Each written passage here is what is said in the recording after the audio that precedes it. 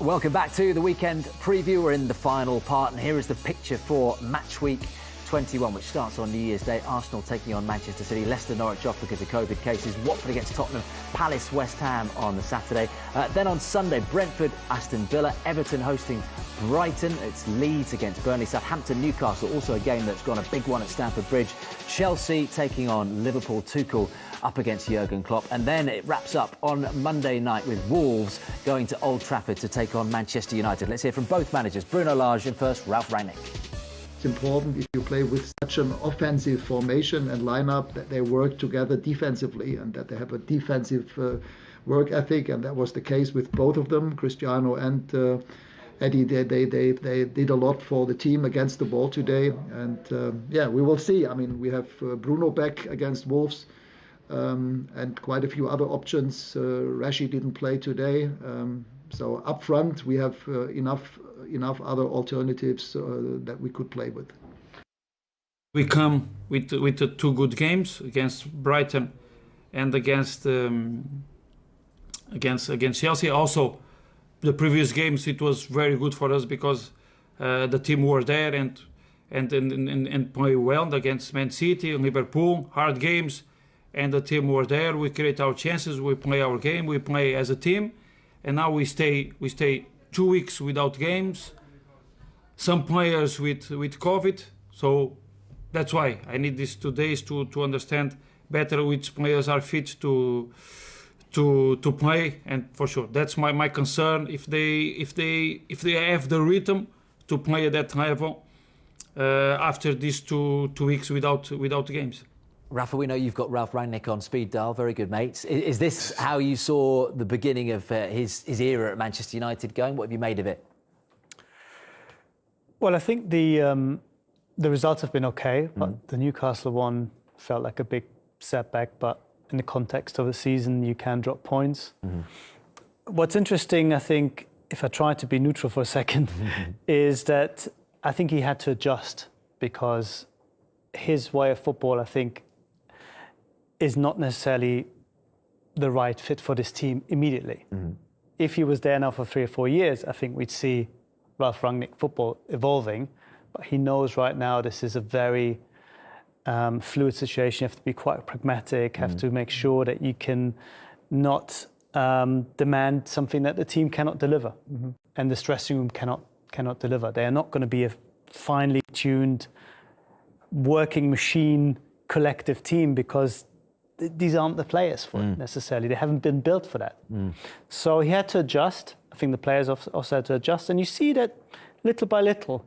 In some games, some things work out. Defensively, they look better in some games. Offensively, they look better in other games. What he's still looking for is a more even performance where things sort of come together. But only a month in with very limited time of training, I think it's probably gone as well as he thought it would be at this point. Unbeaten, 10 points from 12. But I guess it's the games, isn't it? Some of the Manchester United fans would say it's the opposition, you know, Palace, Norwich, Newcastle, Burnley. You'd expect full marks out of that. Yeah, 100% you do. That's what you expect because they're Manchester United. But one thing we've got to remember, this is a Premier League, so anyone can beat anyone in there. It's interesting what you're saying about there, where when you're coming into a team and they don't look like a team, it looks like individuals, how do you actually bring them together and have you got enough time to bring them together? And that's one of the key things that I take out of Man United. They're fantastic individuals. Everyone looks, international here, and he's really good at doing this, and he can. But when you actually bring them together as a team, don't look as fluent as what I've seen Manchester United and what I expect from a Manchester United team, to be honest. They got the reaction though, Gabby, didn't they? That was important from the Newcastle game, which Rafa mentioned, against Burnley. You know, whether they knew how they got the reaction is a different story, but they got the points, and it was more of a performance that Ralf would have wanted. Yeah, and they changed the tactics. No playing from the back. No giving it to Maguire, and Burnley pressed him and then losing the ball. De Gea just kicked it straight forward to Cavani, Ronaldo, bit old school, but they got the result. That's all it's about now, really, for me, because you look at Arsenal, Spurs, West Ham, they're all fighting for that 4th spot. So Manchester United now, I don't think it's really about how they're playing. They need top 4. If they finish 5th and in Europa League, that's a disaster for a club the size of Manchester United. Yeah. Emma, you think they are going to get fourth, don't you? Because I said earlier, I think Tottenham are sort of at the top of that list. But go on, why do you think Manchester United, given that there's not that team as you've mentioned? I just think they know how. They've been there before. They've been in that position where they're fighting. I just think they can pull it out of the bag. They've got a game in hand, obviously, there.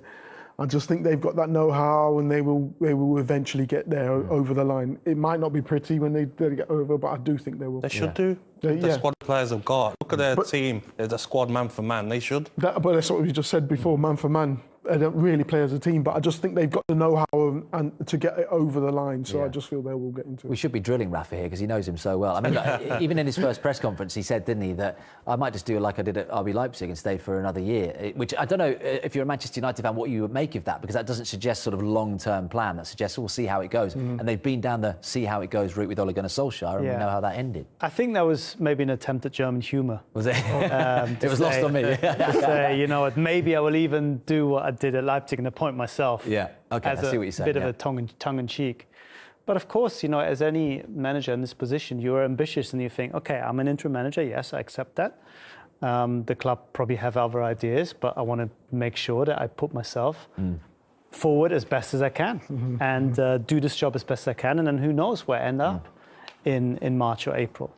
So the question is, of course, in the long run, will United become a slightly different club when they have a bit more a long-term vision, or will they rely on managers to do a lot of the sporting input? Because I think that's one of the issues maybe in the past that held them back a little bit.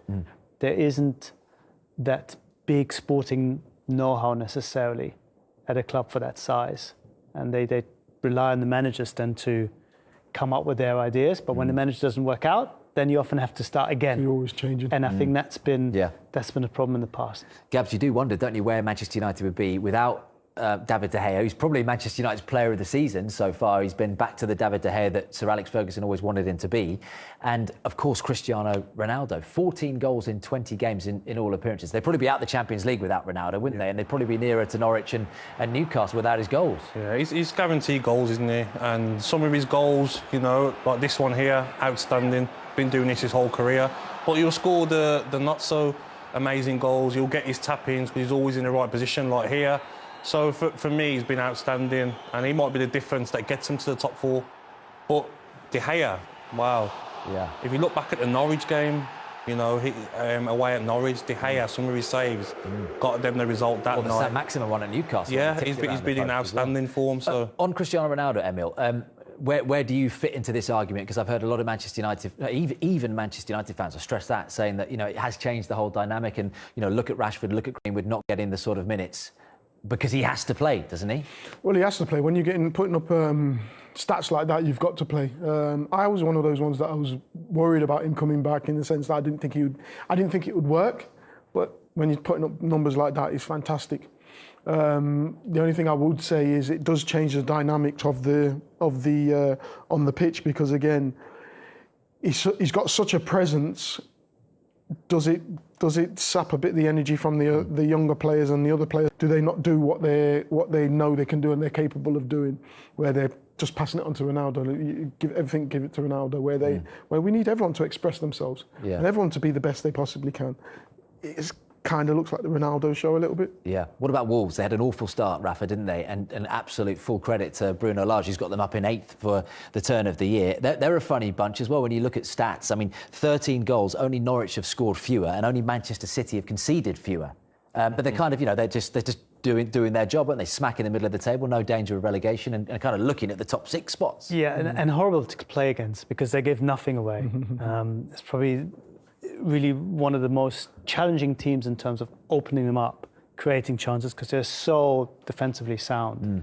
And then they try to nick it up front. It's a little bit minimalist style, not always easy on the eye, but highly effective, because when you keep clean sheets, that's a third of the job done. And then when you have good individuals up front and you can play on the break, which is a Wolves trait, then you have a really strong chance. So I think for a mid-table team, they're probably playing almost at the very limit of their of their potential, and you can't ask for more for that. And he said he wants a striker, Bruno Lage, doesn't he?